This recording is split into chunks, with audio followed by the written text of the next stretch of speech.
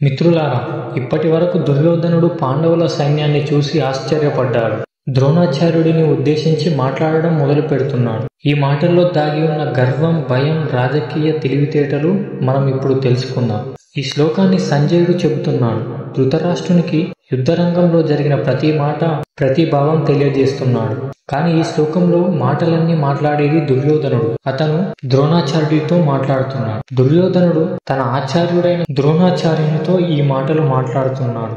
గురువుకు గౌరవంగా కనిపించిన మాటల వెనుక ఉంది మహా మేధస్సు. అతను తన గురువు మనసులో పాండవుల పట్ల ఉన్న ప్రేమను గుర్తించి అతని మేధస్సు ప్రేరేపిస్తున్నాడు.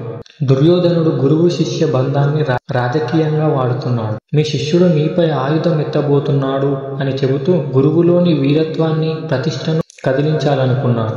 కొందరికి గౌరవం చూపే మాటలు కూడా లోపల వ్యూహం కావచ్చు. బయట మృదువుగా కనిపించిన లోపల గర్వం, భయం, అహంకారం దాగి ఉంటాయి. ఈ శ్లోకం మన జీవితానికి ఒక శిక్షణ. మన మాటల్లో గౌరవం ఉండాలి, కానీ మేధస్సు లేకుండా ఎవరినైనా మన ప్రయోజనానికి వాడుకునే గర్వం చివరికి నాశనానికి దారితీస్తుంది.